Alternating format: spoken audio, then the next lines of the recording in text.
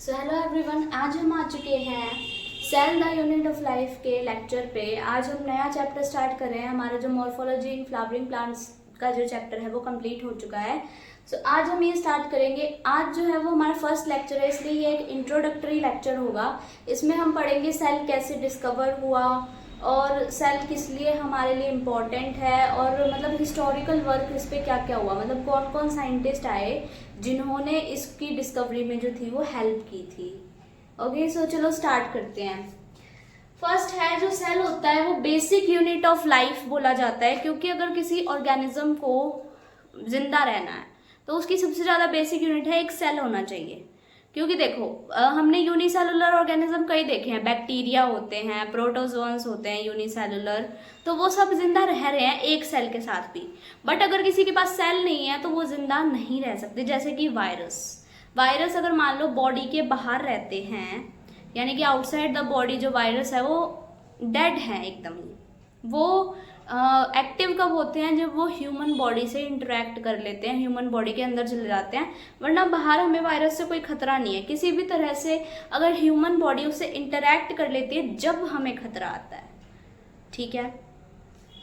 तो देखो, इसमें हमने यही मेंशन किया है कि कुछ ऑर्गेनिज्म जो है वो यूनिसेलुलर होते हैं और बाकी मल्टीसेलुलर होते हैं। कैपेबल ऑफ इंडिपेंडेंट लिविंग, जो यूनिसेलुलर होते हैं वो खुद से अपनी लिविंग के लिए इंडिपेंडेंट होते हैं। वो अपने खुद से जो है मेटाबॉलिज्म और जो इम्पोर्टेंट लाइफ प्रोसेसेस है एक इंडिविजुअल लिविंग के लिए, वो खुद से एक सेल कर सकता है परफॉर्म।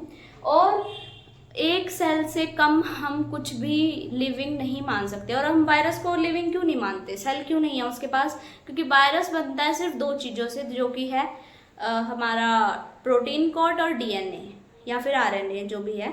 हमारे पास एक जेनेटिक मटेरियल होता है और एक बाहर प्रोटीन कोड होता है, दैट्स इट। वायरस इसी से बनता है। इसके पास ना कोई ऑर्गेनेल्स है, साइटोप्लाज्म, सेल मेम्ब्रेन, कुछ भी नहीं है, और जो कि एक बेसिक सेल का रिक्वायरमेंट होता है। कितने सारे ऑर्गेनेल्स होते हैं, साइटोप्लाज्म होता है, सेल मेम्ब्रेन होता है, ऐसा कुछ भी जो है वायरसेस के पास नहीं है। दैट इज वाई हम उसे सेल नहीं कंसिडर करते, हम उसे a cellular structure as a consider करते हैं। और जैसे कि हमने वो भी पढ़ा था, हमारा बायोलॉजिकल क्लासिफिकेशन अगर आप लोगों को याद है, तो फिर हमने उसमें हर टाइप की जो थी हर टाइप का जो था उसके लिए फाइलम हमने एक डिस्कस किया था। बैक्टीरिया के लिए मोनेरा हमने बनाया था, और लाइक प्रोटोजोन्स के लिए प्रोटिस्टा था, फंगाई के लिए फंगाई का अलग से फाइलम था। बट हमने वायरस को किसी फाइलम में नहीं डाला, क्योंकि वायरस जो है वो लिविंग कंसीडर ही नहीं किए जाते। वायरस को हमने अलग से पढ़ा था, ठीक है।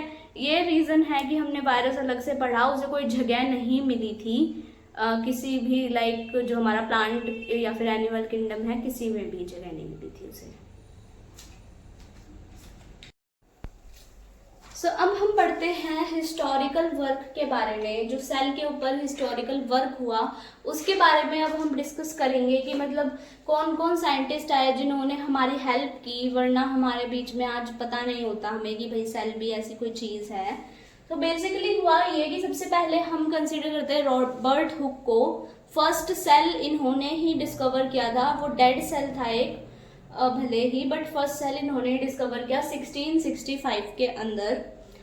और इन्होंने वर्क किया था एक स्पेनिश ओक ट्री के ऊपर। इन्होंने उसकी जो छाल होती है, यानी कि बार्क बोलते हैं, कई बुक्स में से कॉर्क भी लिखा जाता है, तो यानी उसका वही मतलब है, जो ट्री के ऊपर वाला जो लेयर होता है उसे उतार लेते हैं, जो छाल होती है वो। और उसको उसने जो है माइक्रोस्कोप के अंदर स्टडी किया।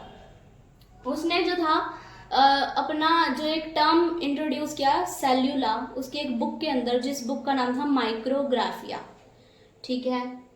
और इन्हें फादर ऑफ साइटोलॉजी भी कहा जाता है, क्योंकि इन्होंने फर्स्ट जो सेल था वो डिस्कवर किया था, इसीलिए इन्हें फादर ऑफ साइटोलॉजी भी कहा जाता है। सेकंड हमारे साइंटिस्ट आए एंटोन वॉन ल्यूवेनहॉक।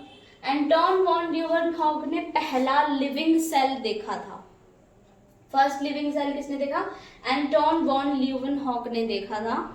और ये साइंटिस्ट काफ़ी इम्पोर्टेंट है, हर एक एग्जाम में पूछे जाते हैं। ये डेट्स भी इम्पोर्टेंट है, कभी कभी पूछ ली जाती है, सो आप याद रखो तो अच्छा है। क्योंकि मान लो क्वेश्चन का आपने सही आंसर भी दे दिया, रॉबर्ट हुक है, किसी भी क्वेश्चन का कंसिडर करो, बट उसके साथ ईयर मेंशन कर दिए, 1665 का 1675 कर दिया, तुम तो कंफ्यूज हो जाओगे क्योंकि आंसर दोनों में रोबर्ट हुक है, बट वो ईयर चेंज कर देंगे जिससे तुम्हारा आंसर जो है वो गलत हो सकता है अगर ये एमसीक्यू में आता है तो, ठीक है।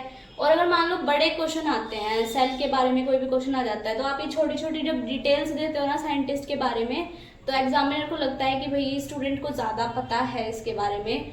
और अब आजकल तो मतलब जो एग्ज़ाम्स होते हैं, बोर्ड वगैरह भी होते हैं, उनमें भी काफ़ी ज़्यादा एमसीक्यू बेस्ड होने लग गया है। तो चलो अब देखते हैं। थर्ड साइंटिस्ट आए रॉबर्ट ब्राउन। रॉबर्ट ब्राउन आए 1831 में। इन्होंने न्यूक्लियस को डिस्कवर किया।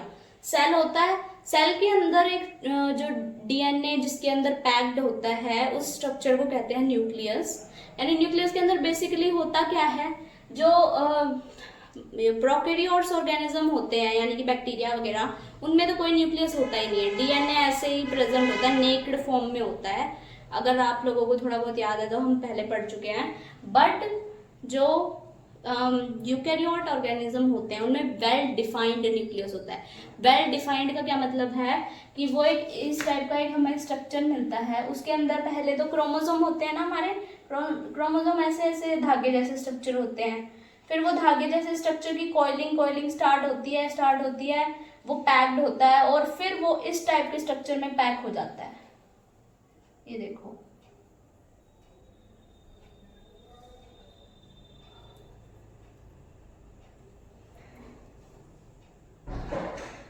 और ये होता है न्यूक्लियस के अंदर, और इसे हम बोलते हैं क्रोमोसोम। क्रोमोसोम हम वैसे जब कभी बनाते हैं तो सिंपली हम ऐसे शो करते हैं क्रोमोसोम को, बट होता वो ये है, कॉइलिंग होके बनता है वो। अगर हम पास से देखें तो उसमें कई सारे कॉइल्स होते हैं जब एक क्रोमोसोम जो है वो फॉर्म होता है, ठीक है। पहले क्रोमेटिन होता है, क्रोमेटिन कंडेंसली पैक्ड होता है, फिर पैक होके ये ऐसा स्ट्रक्चर फॉर्म करता है और इसे हम क्रोमोसोम बोलते हैं, ठीक है। सो आज के लिए हम इतना ही पढ़ेंगे, काफ़ी हमने कम पढ़ा है आज। और कल हम पढ़ने वाले हैं शेल्डन और सोन, हमारे 2 साइंटिस्ट और रहते हैं, और एक है रुडोल्फ वर्चाउ जिन्होंने हमारी जो मॉडर्न सेल थ्योरी है वो दी थी।